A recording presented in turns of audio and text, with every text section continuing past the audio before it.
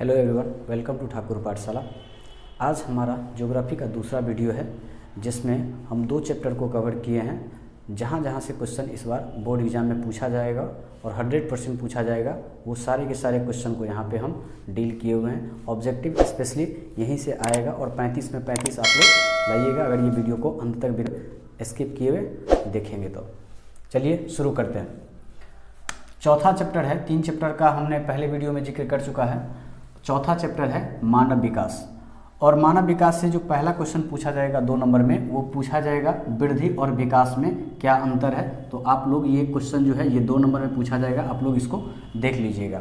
विकास से संबंधित जो मानव विकास चैप्टर से संबंधित जो ऑब्जेक्टिव क्वेश्चन पूछेगा वो इतना ही क्वेश्चन से आपको देखने को मिल जाएगा एग्जाम में।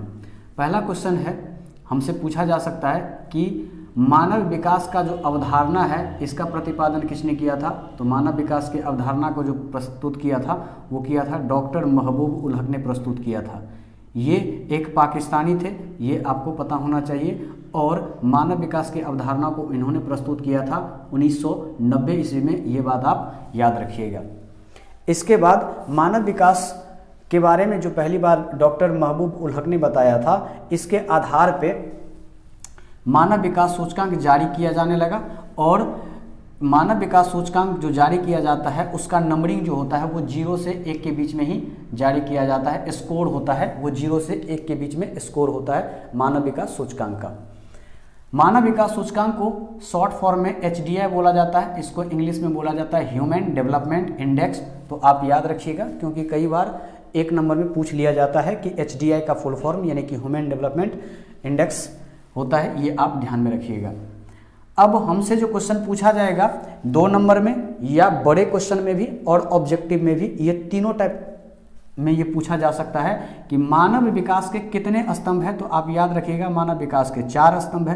क्वेश्चन ये भी पूछा जा सकता है कि मानव विकास के 4 स्तंभ को लिखें 2 नंबर में। तो आप लिख दीजिएगा समता, सतत पोषणीयता, उत्पादकता और सशक्तिकरण। ये 2 नंबर में पूछा जा सकता है। अगर ये लॉन्ग नंबर में लॉन्ग क्वेश्चन पूछा जाए 5 नंबर में, तो आपको मानव विकास के 4 स्तंभ में ये चारों तो लिखना ही है, लेकिन इन सभी 4 स्तंभ के बारे में एक्सप्लेनेशन आपको देना पड़ेगा और आप इसको थोड़ा सा देख लीजिएगा एक्सप्लेनेशन।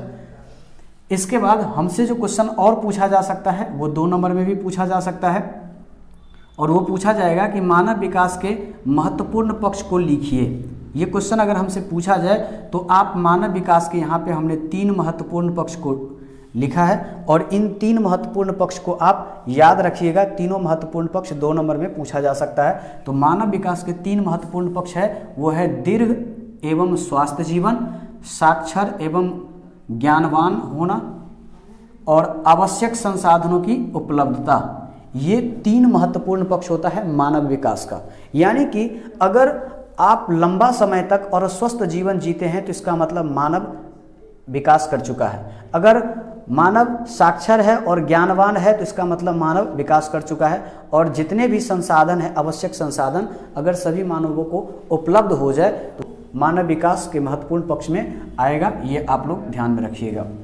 इसके बाद हमसे जो क्वेश्चन पूछा जाएगा वो लॉन्ग क्वेश्चन में भी और शॉर्ट क्वेश्चन में, शॉर्ट क्वेश्चन कहने का सेंस 2 नंबर में भी पूछा जा सकता है, और साथ ही साथ हमसे 5 नंबर में भी ये क्वेश्चन पूछा जा सकता है कि मानव विकास के कौन कौन से उपागम है। तो अगर ये इस टाइप का कौन कौन से उपागम है वो लिखने के लिए बोलेगा तो 2 नंबर में बोलेगा, या नहीं तो मानव विकास के 4 उपागम का वर्णन करें। 4 उपागम से रिलेटेड अगर बड़ा क्वेश्चन पूछा जाएगा तो 5 नंबर में। तो ध्यान रखिएगा मानव विकास के जो 4 उपागम है वो कौन कौन से है। पहला है आय उपागम, और ये सबसे पुराना उपागम माना जाता है मानव विकास में, आय उपागम। ये बात आप ध्यान में रखिएगा। दूसरा जो है कल्याण उपागम, ये मानव विकास का दूसरा उपागम है। और तीसरा है आधारभूत आवश्यकता उपागम। अब आधारभूत आवश्यकता उपागम को प्रस्तावित किया था अंतर्राष्ट्रीय श्रम संगठन ने, ILO ने। ये बात आप ध्यान में रखिएगा। अंतर्राष्ट्रीय श्रम संगठन ILO का फुल फॉर्म होता है इंटरनेशनल लेबर ऑर्गेनाइजेशन, ये ध्यान में रखिएगा। यही अंतर्राष्ट्रीय श्रम संगठन ने मानव के विकास के 4 उपागमों में से एक उपागम था आधारभूत आवश्यकता उपागम, इसको इन्होंने प्रतिपादित किया था। तो यहाँ से एक ऑब्जेक्टिव क्वेश्चन भी पूछ देगा कि निम्नलिखित में से आधारभूत आवश्यकता उपागम को किसने प्रतिपादित किया था, कौन से संगठन ने प्रतिपादित किया था। तो आप ध्यान में रखिएगा कि अंतर्राष्ट्रीय श्रम संगठन, इन्होंने ही आधारभूत आवश्यकता उपागम जो मानव विकास के 4 उपागमों में से एक उपागम है, इसको प्रतिपादित किया था, ये ध्यान में रखिएगा। ये तो टोटल हो गया 3 उपागम, और ये मेरा यहाँ पे है चौथा उपागम, क्षमता उपागम। ये क्षमता उपागम जो है मानव विकास का चौथा उपागम है। इससे संबंधित एक व्यक्ति है जिसका नाम है प्रोफेसर अमर्त्य सेन। इसके बारे में आप जानकारी ये रखिएगा कि ये एक भारतीय थे और प्रोफेसर अमर्त्य सेन एक नोबेल पुरस्कार विजेता भी थे, और ये प्रोफेसर अमर्त्य सेन एक अर्थशास्त्री थे, ये भी आप लोग जानकारी रखिएगा। इसके बाद मानव विकास का प्रतिवेदन ये कब हुआ था, तो ये जैसे कि पहले ही पता चल चुका है 1990 में, तो ये 1990 से हो रहा है। और प्रत्येक साल मानव विकास सूचकांक जो है वो जारी किया जाता है, और वो जारी किया जाता है United Nation Development Programme UNDP के द्वारा ये जारी किया जाता है, ये ध्यान में रखिएगा। क्योंकि क्वेश्चन हमसे पूछा जा सकता है कि मानव विकास सूचकांक जो है ये प्रत्येक साल 1990 ईस्वी के बाद किसके द्वारा प्रतिपादित किया जाता है या किसके द्वारा जारी किया जाता है मानव विकास सूचकांक, तो आप रखिएगा याद, United Nation Development Programme UNDP के द्वारा ये जारी किया जाता है प्रत्येक साल। ये मेरा चौथा चैप्टर का जो जितना भी ऑब्जेक्टिव बन सकता था और जो भी सब्जेक्टिव बन सकता था वो सारे के सारे हमने यहाँ पे आप लोगों को बता दिया है। अब अगला चैप्टर है मेरा 5वां चैप्टर है, और उस चैप्टर का नाम है प्राथमिक क्रियाएं। अब जैसे कि पिछले वीडियो में हमने लास्ट पॉइंट में यही बताया था, प्राथमिक क्रिया, द्वितीयक क्रिया और चतुर्थक क्रिया में कौन कौन सा जो क्रिया आता है वो सारे के सारे आप लोगों को बता दिया था। इसमें भी फिर से हम इन चीज़ों को क्या कर रहे हैं, जिक्र कर रहे हैं, और इनसे रिलेटेड और बहुत सारी जानकारियां हैं, और बहुत ही बड़ा चैप्टर भी है और बहुत ज़्यादा मार्क का ये चैप्टर है। इससे करीब करीब आपको 10 से 15 नंबर का एग्जाम में क्वेश्चन पूछा जाता है। 10 से 15 नंबर का ये चैप्टर जो है अकेले रखता है 10 से 15 नंबर।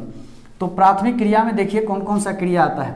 आखेट करना ये प्राथमिक क्रिया है, भोजन संग्रह करना ये भी प्राथमिक क्रिया है, पशुचारण ये भी प्राथमिक क्रिया है, मछली पकड़ना ये भी प्राथमिक क्रिया है, वनों से लकड़ी काटना या वनिकी ये भी एक प्राथमिक क्रिया है, कृषि और खनन ये सारे के सारे प्राथमिक क्रिया है।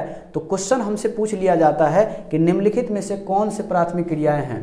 इसके बाद प्राथमिक क्रिया से आप ये ध्यान में रखिएगा कि प्राथमिक क्रियाकलाप करने वाले जितने भी लोग होते हैं, जितने भी श्रमिक होते हैं, उनको बोला जाता है लाल कॉलर श्रमिक। ये आप ध्यान में रखिएगा, ये वेरी वेरी इंपॉर्टेंट क्वेश्चन है, इसको याद रखिएगा। क्वेश्चन पूछ लेगा निम्नलिखित में से कौन से क्रियाकलाप करने वाले व्यक्ति लाल कॉलर श्रमिक कहलाते हैं, तो प्राथमिक क्रियाकलाप से जुड़े हुए जितने भी कृषक होते हैं, जितने भी मजदूर होते हैं, उसको लाल कॉलर श्रमिक बोला जाता है। ये बात आप ध्यान में रखिएगा। इसके बाद NCERT में एक चीज़ है, एक बॉक्स में लिखा हुआ था, और ये क्वेश्चन यहाँ से पूछा भी जा सकता है कि च्युइंगम जो हम लोग यूज़ करते हैं, च्युइंगम को चूसने के बाद जो शेष भाग बच जाता है उसको क्या कहा जाता है, तो उसको चिकल कहा जाता है। ये बात आप लोग याद रखिएगा। और ये चिकल जो है ये किससे बनता है, जेपोटा वृक्ष के दूध से बना हुआ होता है, जेपोटा वृक्ष के दूध से बना होता है, ये बात ध्यान में रखिएगा। इसके बाद इस चैप्टर से जो सब्जेक्टिव क्वेश्चन बनता है, लॉन्ग क्वेश्चन भी और शॉर्ट क्वेश्चन में भी पूछा जाता है, चलवासी पशुचारण और वाणिज्य पशुधन पालन किसे कहते हैं, या इन दोनों में क्या अंतर है। लॉन्ग में पूछा भी जा सकता है और शॉर्ट में भी पूछा जा सकता है, आप लोग इन दोनों को डिटेल में देख लीजिएगा। इसके बाद आगे उष्णकटिबंधीय अफ्रीका के क्षेत्र में कुछ पशु है, इसी चलवासी पशुचारण और वाणिज्य पशुधन पालन से रिलेटेड कि उष्णकटिबंधीय अफ्रीका इस क्षेत्र में जो है सबसे प्रमुख पशु जो माना जाता है वो गैल और बाइल को माना जाता है। इसी तरह से सहारा और एशिया के मरुस्थल भाग में जो सबसे प्रमुख पशु है वो है भेड़, बकरी और ऊंट को प्रमुख पशु के रूप में माना जाता है, ये ध्यान में रखिएगा। इसी तरह से और सबसे ज़्यादा इम्पोर्टेंट यहाँ पे है तिब्बत और एंडीज के पर्वतीय क्षेत्रों में सबसे प्रमुख जो पशु है वो है याक और लामा। याक और लामा ये तिब्बत और एंडीज के पर्वतीय क्षेत्रों में ये सबसे महत्वपूर्ण पशु माना जाता है। और इससे भी सबसे ज़्यादा ये क्वेश्चन पूछा भी गया है कि आर्कटिक और उप उत्तरी ध्रुव क्षेत्रों में जो कौन से पशु है जो महत्वपूर्ण पशु के रूप में माना जाता है, तो रेंडियर। ये ध्यान में रखिएगा कि रेंडियर नामक एक पशु जो है ये आर्कटिक और उप उत्तरी ध्रुव के क्षेत्रों में ये महत्वपूर्ण पशु के रूप में माना जाता है और ये क्वेश्चन पूछा भी गया है, इसको ध्यान में रखिएगा।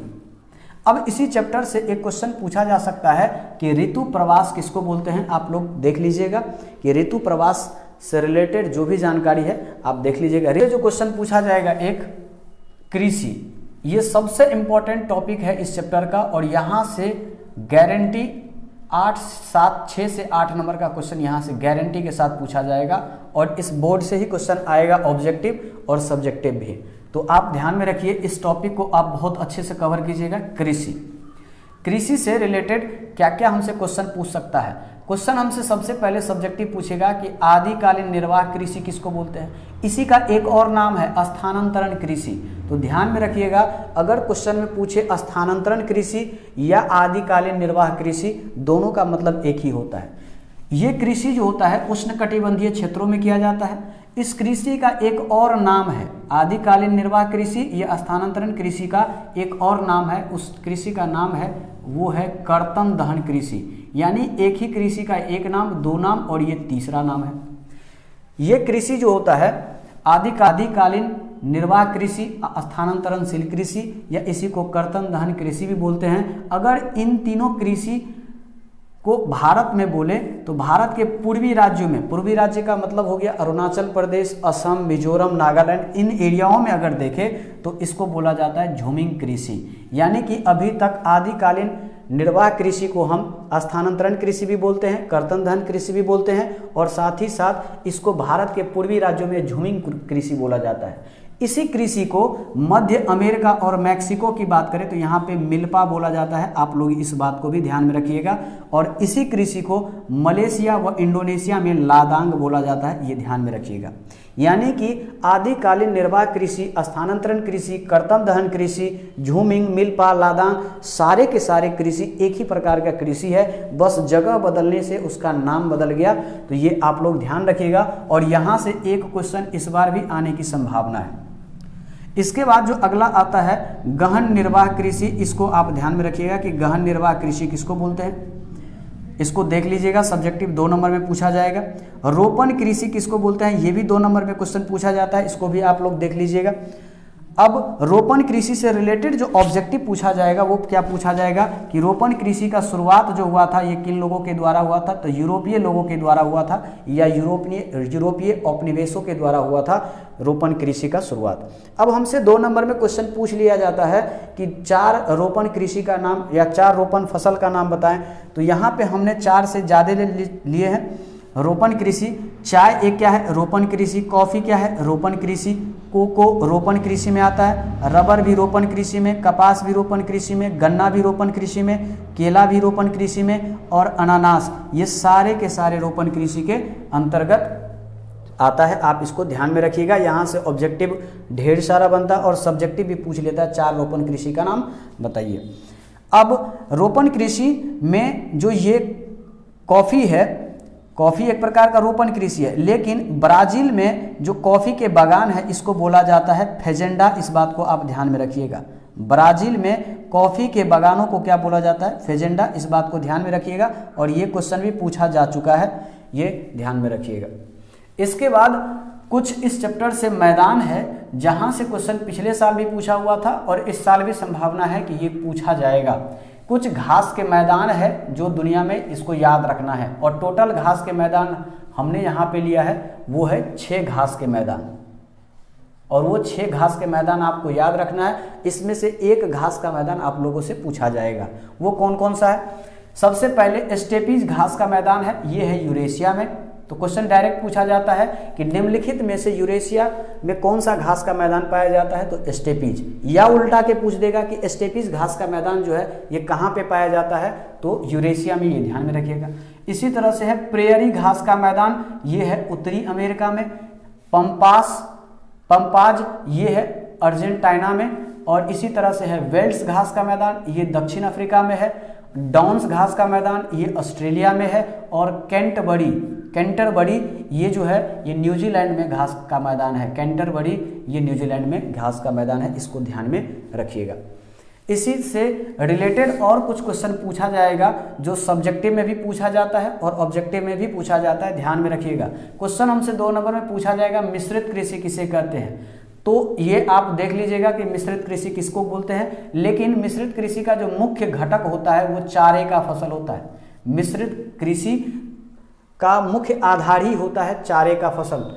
डेयरी कृषि ये भी आपसे पूछा जा सकता है 2 नंबर में कि डेयरी कृषि क्या होता है। आप ध्यान में रखिएगा, डेयरी कृषि का मुख्य घटक वो दुधारू पशुओं को पालन पोषण करना, ये डेयरी कृषि कहलाता है। इसके बाद हमसे ये भी क्वेश्चन पूछा जा सकता है कि भूमध्य सागरीय कृषि क्या होता है, तो ये भी आप इसके बारे में भी अच्छे से जानकारी ले लीजिएगा। लेकिन मोटे तौर पे जो यहाँ से क्वेश्चन बनेगा वो क्वेश्चन बन जाता है कि खट्टे रसदार फलों का उत्पादन किस कृषि में होता है, तो आप लोग ध्यान में रखिएगा कि भूमध्य सागरीय कृषि में खट्टे रसदार फलों का खेती होता है। इसी के साथ साथ आप ये भी ध्यान में रखिएगा कि अंगूर का खेती भी कहाँ होता है, भूमध्य सागरीय कृषि में। अब अंगूर में अच्छे किस्म के अंगूर से हम मदिरा बनाया जाता है, ये भूमध्य सागरीय कृषि में। और निम्न किस्म के जो अंगूर होते हैं उसको सुखा करके मुनक्का और किशमिश तैयार किया जाता है। तो ये ध्यान में रखिएगा कि खट्टे रसदार फलों, अंगूर, मदिरा, मुनक्का, किशमिश, इन सभी चीज़ों का खेती किससे जुड़ा हुआ है, भूमध्य सागरीय कृषि से। आप लोग इस चीज़ को याद रखिएगा। अगला इसी से एक टॉपिक आ जाता है ट्रक कृषि। आप इसको देख लीजिएगा, डिटेल में 2 नंबर में पूछा जाएगा। तो ट्रक कृषि किसको बोलते हैं, जिन क्षेत्रों में केवल सब्जियां अधिक मात्रा में उत्पादन की जाती है उन क्षेत्रों में ट्रकों के सहारे सब्जी को नज़दीकी के बाज़ारों में भेजा जाता है और एक ही रात में भेजना होता है, कम समय में भेजना होता है। तो इसीलिए इस कृषि का नाम पड़ गया ट्रक कृषि। तो आप ध्यान में रखिएगा ट्रक कृषि किसको बोलते हैं। अब इसी ट्रक कृषि में आप ये भी बात इंक्लूड कर सकते हैं, और ये क्वेश्चन मेरे ख्याल से इस बार पूछा जाना भी चाहिए और पूछा भी जा सकता है कि ट्यूलिप ये क्या है। ट्यूलिप एक शब्द देके बोलेगा ट्यूलिप संबंधित है, किससे संबंधित है, तो ये एक प्रकार का फूल है, ये बात आप ध्यान में रखिएगा। और ये एक नीदरलैंड का फूल है ट्यूलिप, ये ट्रक कृषि में आता है। इसके बाद हमसे ये क्वेश्चन पूछा जा सकता है कि सामूहिक कृषि किसको बोलते हैं, तो आप लोग सामूहिक कृषि के बारे में डिटेल से देख लीजिएगा कि सामूहिक कृषि किसको बोलते हैं। बट सामूहिक कृषि को सोवियत संघ में कोलखोज या कोलख खोज कहा जाता है, ये ध्यान में रखिएगा।